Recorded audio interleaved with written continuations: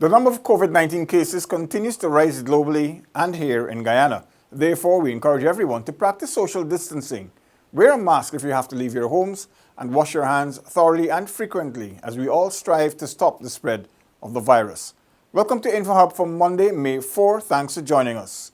First up, President David Granger, in an address to the nation, said he is satisfied that the hurdles have been cleared for the Guyana Elections Commission to conduct the national recount and that the Commission's Secretariat is prepared to fully execute its mandate. The head of state also expressed its satisfaction that the CARICOM high-level team has arrived in Guyana to observe the recount process in response to the Commission's request. The Elections Commission, President Granger said, must be allowed to do its work in accordance with the Constitution, and he urged all Guyanese to be patient as the nation awaits the outcome of the national recount. The President indicated that he will accept the declaration of results by GCOM, which will allow for a democratically elected government to be sworn into office. He noted that the regional and general elections were free, fair, and orderly. President Granger stated that he has never intervened, or intruded in the work of the Elections Commission.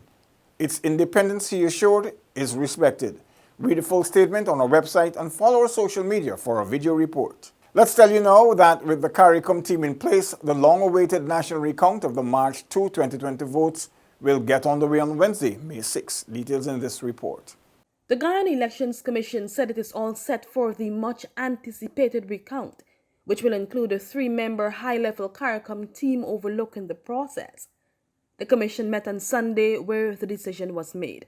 Following another meeting on Monday, the order for the recount was expected to be gazetted. The meeting on Monday was also scheduled for Commission Chair, retired Justice Claudette Singh, to pronounce on a call for live streaming from the opposition PPP, although the Commission has already decided that it will not go in that direction. In addition to that, she said she wishes to have an audio broadcast as the count proceeds. And that is what she unequivocally said. Notwithstanding that, there is some insistence that people want a visual stream at the place of count. The chairperson in her decision never included that visual stream from the place of count, but there was an insistence. And so we left the meeting with an understanding that she would put into writing her articulation, and we'll meet tomorrow at 9:30 to finalize that remaining aspect of the order. That was GCOM Commissioner Vincent Alexander. He said the chair's pronouncement on Sunday summarized what was previously resolved. That includes the intermittent broadcast of the process. The chair also expressed the desire to have the ballot boxes viewed and photographed when they are out of the containers so that persons can confirm that there was no tampering with the seals. In the meantime, the commissioner said there are some troubling things emerging from the opposition side.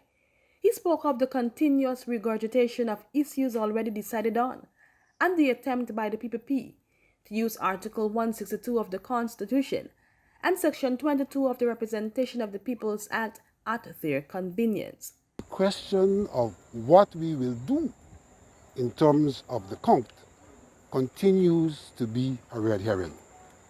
And there are those who are still suggesting, notwithstanding the decision, that basically what we should do is a numerical count. But as they say that, they're screaming transparency. And so the question arises. You're screaming transparency. You're using the latitude of 162 and 22 to call for streaming. But then you want to take away that latitude when it comes to how we conduct the count.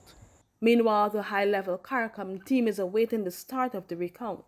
The team met with GCOM on Saturday for a briefing session as well as a tour of the 10 workstations to be used. GCOM said the CARICOM team will serve as a third party to scrutinize the process. For InfoHub, Alexis Rodney.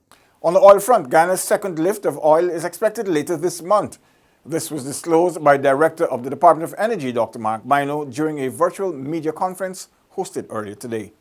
Guyana lifted her first cargo on February 19th under the entitlement regime that netted nearly 55 million, sorry about that, 55 million United States dollars for its approximately first 1 million barrels of oil. This was the first of 3 cargoes that were contracted to Shell Western Supply and Trading.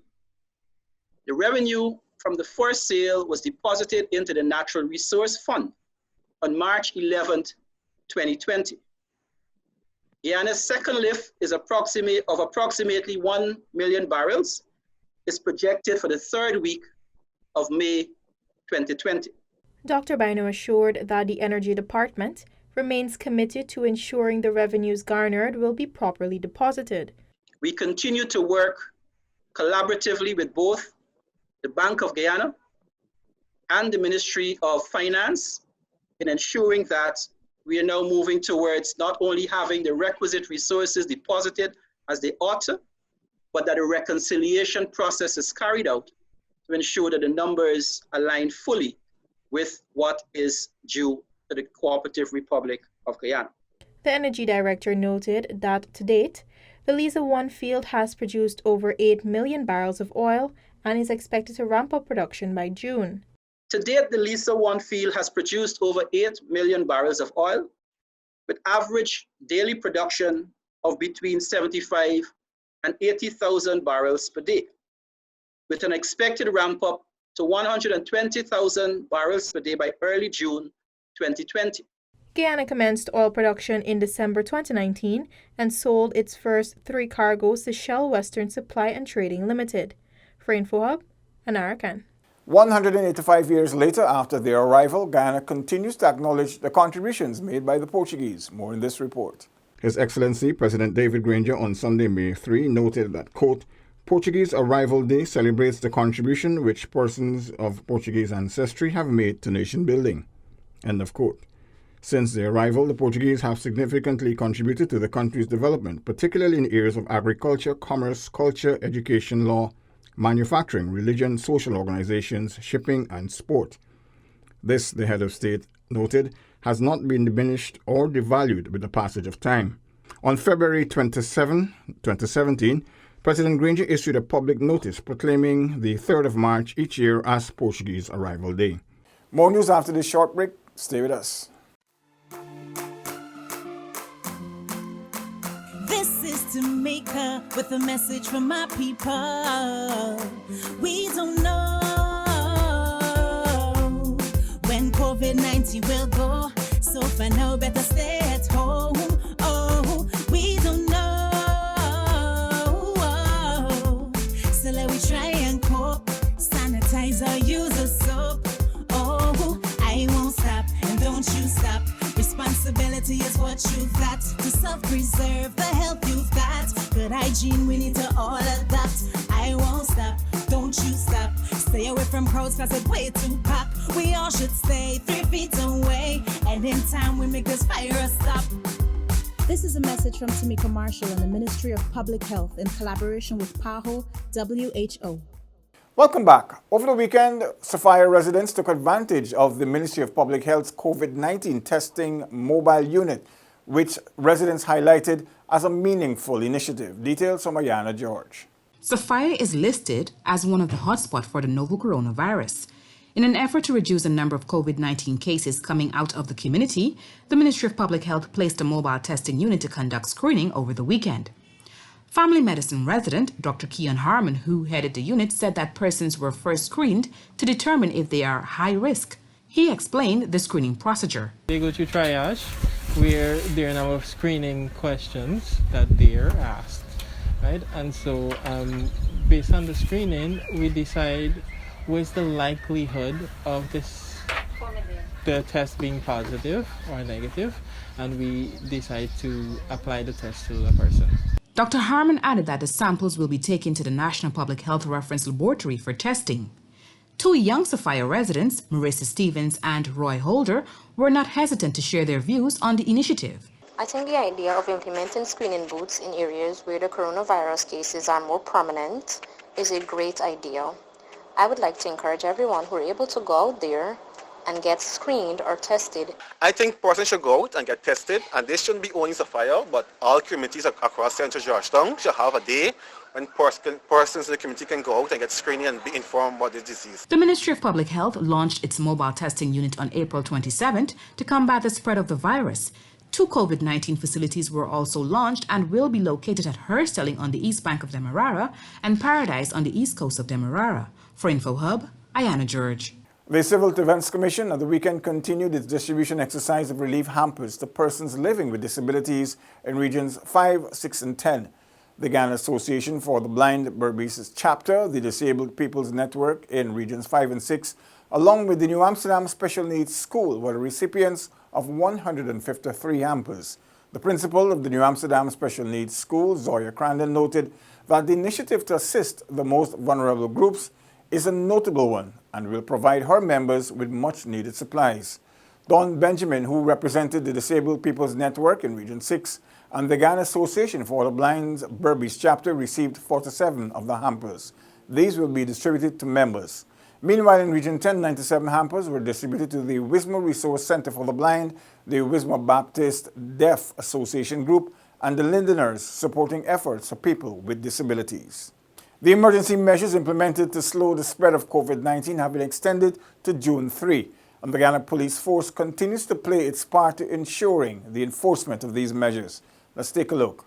I read along with police officers showed how necessary their work is in combating the spread of the deadly coronavirus. Guyana currently has a total of 82 confirmed cases of the virus as of May 3. Even with that, the ride along with the police showed people are not taking it seriously. The police had to close several businesses around the city which were opened beyond 6 p.m. even though they were supposed to be closed by 5 p.m. the latest. Take a look.